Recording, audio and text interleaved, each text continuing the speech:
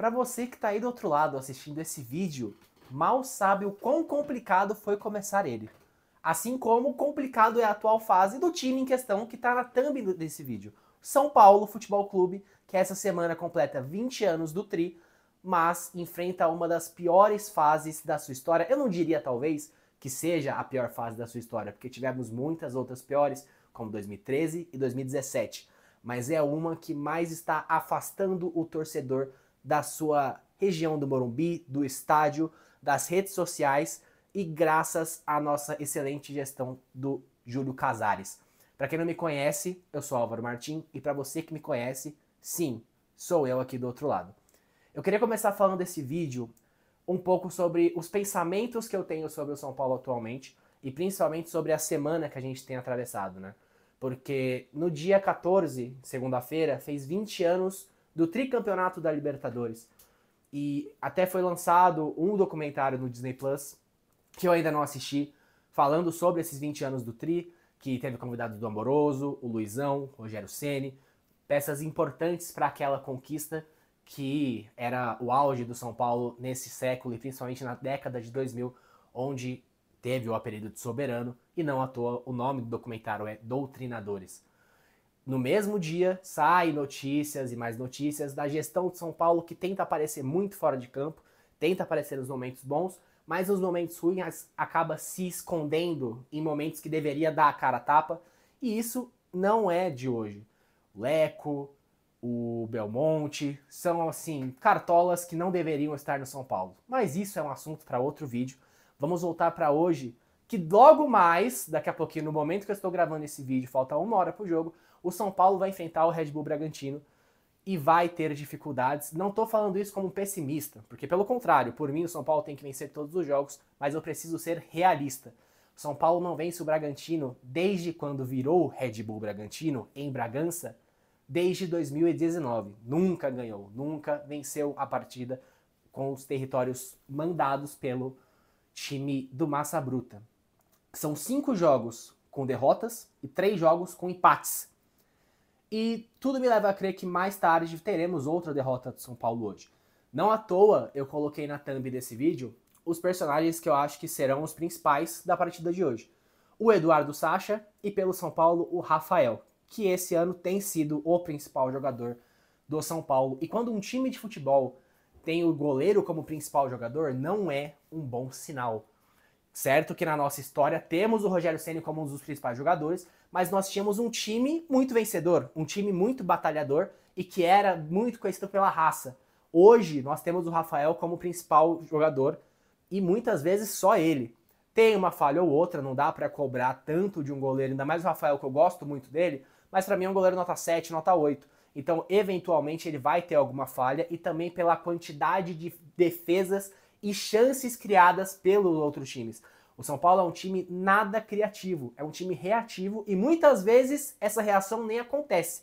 É um time apático em campo que propõe se defender, mas essa defesa muitas vezes não acontece, principalmente em falhas pelas laterais do campo, o Cédric e o Enzo, mas a gente vai falar disso um pouco mais pra frente no vídeo. Importante ressaltar que o São Paulo pode entrar na zona de rebaixamento nessa rodada. É algo improvável? Sim, mas é o futebol e tudo pode acontecer. Se o Vitória ganhar do Botafogo no Newton Santos e o Santos ganhar do Flamengo na Vila Belmiro e o São Paulo não vencer o Bragantino, a equipe tricolor vai sim ir para a zona de rebaixamento nessa rodada, algo que não acontece desde a 14ª rodada do Campeonato Brasileiro de 2021. E combinaria muito com o momento atual do São Paulo.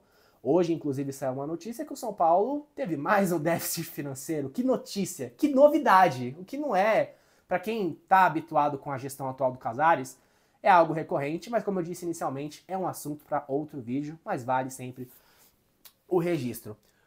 O Bragantino, como que a gente pode avaliar esse time?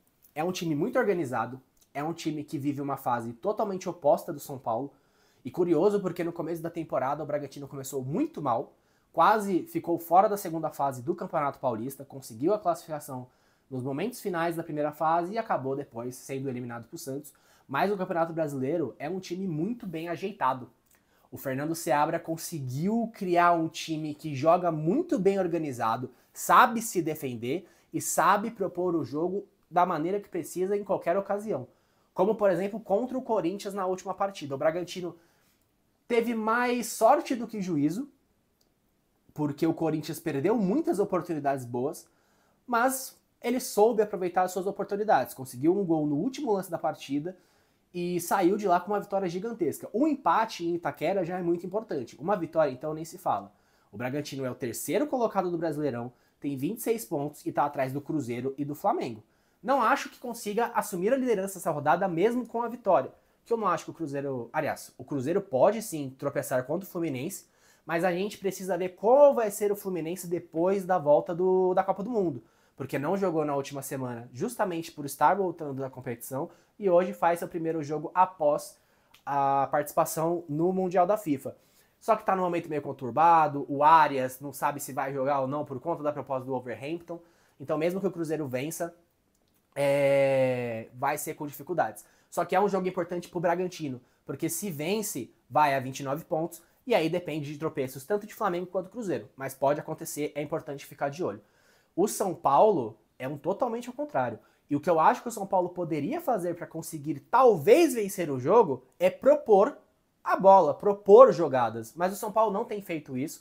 Não é culpa do Crespo. O São Paulo ainda sofre de alguns sintomas do Zubeldia, de jogar mais defensivo, daquele futebol mais reativo, mesmo dentro de casa, em derrotas que a gente já viu esse ano contra o Mirassol, por exemplo, que o São Paulo foi totalmente apático. E vale ressaltar que a última vitória do São Paulo, hoje é dia 16 no momento da gravação desse vídeo, amanhã é dia 17. Vai fazer 3 meses que o São Paulo não sabe o que é vencer uma partida. Essa última vitória foi contra o Grêmio no Morumbi, de virada, num jogo que o São Paulo jogou muito mal, o que já é costume na temporada. O São Paulo não sabe jogar bola, o São Paulo é um time mal treinado, era no caso pelo Zubeldia, e agora a gente inicia uma era Crespo, que tá na sua segunda passagem, tá no segundo jogo. Eu vou um pouco na contramão do que eu vi muitos São Paulinos e jornalistas também falando no fim de semana, que o Crespo agradeceu que não vai ser todo dia que vai enfrentar um Flamengo. Ele acha que é importante para o São Paulo construir um estilo de jogo, uma própria característica, para depois pensar em coisas maiores, e eu tô na mesma linha de pensamento que ele. O São Paulo hoje não tem nenhuma condição de pensar em títulos ou em topo da tabela. Ainda mais num trabalho que está começando no meio do ano, depois de uma parada de Copa do Mundo de clubes. Então o São Paulo precisa se colocar no seu devido lugar. É um clube gigantesco, mas hoje não é um clube que tenha o tamanho da grandeza dele. O São Paulo hoje joga como um time pequeno. O Crespo, eu acho que vai conseguir implementar seu estilo de jogo. Depois que saiu do São Paulo em 2021, ele rodou muito tempo na Arábia, evoluiu bastante o seu próprio plano de jogo. Então eu acho que leva tempo. Mas é um tempo que talvez o São Paulo não tenha. E ele teve aí, vamos falar do azar, apesar de eu não gostar de usar essa expressão no futebol, de pegar logo em sequência o Flamengo e o Bragantino fora de casa, que são clubes que estão muito bem na competição. Então, assim, o que o São Paulo pode fazer é usar o Luciano, sim, o Luciano, que eu critico muito, no ataque. Sou contra ele jogar no meio campo, mas pelo que eu vi que o Crespo esboçou da escalação, vai usar de segundo atacante com o André Silva. O André Silva tá devendo, precisa mostrar o jogo, estava jogando muito bem antes da sequência de derrotas que o São Paulo teve no campeonato. O último jogo dele bom, que eu me lembro, foi contra o Santos. Então, assim, ele precisa mostrar resultado. Contra o Flamengo foi péssimo, terrível. É um jogador que eu acho, sim, que pode ir muito bem, mas precisa se esforçar mais. O Luciano no ataque pode ser que dê um poder ofensivo maior pro São Paulo, que eu acho que ali ele rende muito bem. No meio-campo, eu acho que ele acaba trabalhando muito as jogadas, e esse é o papel do Oscar. O Oscar, Marcos Antônio e Alisson, se você pega no papel, é um meio de campo muito criativo. E bem defensivamente também com o Alisson. O Alisson desempenha um papel muito bom no meio de campo. Mas precisa propor jogo. Não adianta você ter esse poderio ofensivo que tá bem fraco, porque o São Paulo tá com baixas, tá sem Lucas. O Ferreirinha talvez jogue hoje, mas não vai ser titular. O Rian Francisco ontem sofreu uma LCA que vai ficar fora até o ano que vem. Caleri tá fora também. A gente ainda precisa ver como que vai ser o Dineno. O Tapia ainda não vai jogar nesse jogo, pelo que eu vi. E também a gente tem pouco conhecimento dele, né? Pode ser igual o caso do Enzo Dias, que veio do River Plate, jogou alguns jogos bem e depois começou a ter uma queda de rendimento muito grande. O São Paulo, eu sendo bem sincero, não acho que ganhe o jogo de hoje. Eu preciso ser realista. Se eu colocar meu lado torcedor aqui, não vai rolar, não vai dar certo. e eu vou acabar falando coisas das quais eu não acredito. E pra mim hoje o São Paulo é um time muito inferior ao Bragantino, e se o Bragantino ganhar hoje vai ser por méritos totais deles, né? Porque tem um estilo de jogo muito melhor que o São Paulo, tem uma transição ofensiva muito boa, e o histórico do São Paulo em Bragança também joga ao favor deles, né? Então, como eu disse anteriormente, o São Paulo nunca venceu o Bragantino em Bragança desde quando a Red Bull firmou a parceria com o clube. 8 jogos, 5 derrotas e 3 empates. Mas eu acho que, de novo, os personagens principais dessa partida, Eduardo Sacha e Rafael. O Sacha precisa ser neutralizado de alguma forma, vai depender muito do Alan Franco, o São Paulo vai vir com uma linha de 3 zagueiros, mas precisa propor jogo. Vai ser naturalmente se defender, porque é assim que o São Paulo tem jogado ultimamente. Eu não acho que o Crespo ainda vai conseguir implementar o seu plano de jogo logo hoje, porque, como eu disse, são 2 jogos. Sábado é muito importante para o São Paulo vencer, que é um jogo contra o Corinthians. Então, hoje pode ser um jogo para dar moral para o São Paulo se conseguir um empate contra o Bragantino. E não é pensar pequeno falar isso, tá? Porque hoje o Bragantino é um time melhor do que o São Paulo, como eu havia dito antigamente. O São Paulo pode explorar duas baixas que o Bragantino vai ter hoje. O Juninho Capixaba, que é o lateral esquerdo do Bragantino, bom lateral, que eu acho que em breve deve sair do Bragantino, não vai jogar hoje, teve uma lesão, vai jogar o Lucas Barbosa no... Perdão, o Guilherme Lopes no lugar. E a gente vê pouco dele. O Juninho Capixaba é um jogador muito ofensivo, ele consegue fazer uma recomposição boa, então a ver como que o Guilherme vai jogar. E o Isidro Pita, que veio do Mirassol e tá jogando muito bem no Bragantino, também tá fora. E vai jogar no lugar dele o Lucas Barbosa, mais avançado. Ele geralmente faz uma posição um pouco mais recuado, mas é um jogador que sabe fazer o seu papel ofensivamente também. Então, assim, outro ponto que o São Paulo pode explorar também, que eu não gosto muito dele, é o goleiro Clayton, né? Que a gente sabe aí que tem um histórico de falhas, principalmente até contra o São Paulo, ele já falhou bastante. Só que o São Paulo é um time que pouco produz ofensivamente, então não dá para você esperar que ele vá explorar essa falha do Bragantino se não consegue produzir ofensivamente. Então vai depender muito do jogo do Oscar, vai depender muito do jogo do Luciano, mas vai depender muito do São Paulo ser um time criativo. Não adianta ser um time reativo, não adianta ficar fora do combate da bola, ficar só assistindo, que foi exatamente o que aconteceu contra o Flamengo.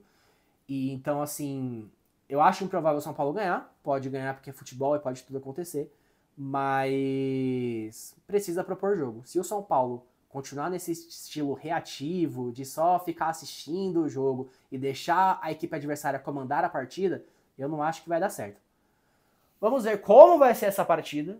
O São Paulo precisa muito da vitória para se distanciar da zona de rebaixamento e para trazer um pouquinho de felicidade para os torcedores, porque tem muita gente largando a mão e eu não julgo. O São Paulo é um time totalmente apático, é um time que não dá alegria e não dá vontade de ir ao estádio. Inclusive amanhã vou no Morumbi, não para ver o jogo, mas sim para ver um pouco do passado do São Paulo, porque esse a gente tem saudade e dá um pouquinho de orgulho. Muito orgulho, inclusive. Até porque as suas glórias vêm do passado. Porque se for depender do presente, o São Paulo vai cair no esquecimento.